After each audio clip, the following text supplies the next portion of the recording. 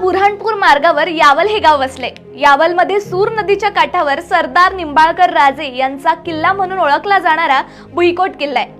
मध्ययुगीन काळातील अनेक घटनांचा साक्षीदार असलेला हा सुंदर किल्ला।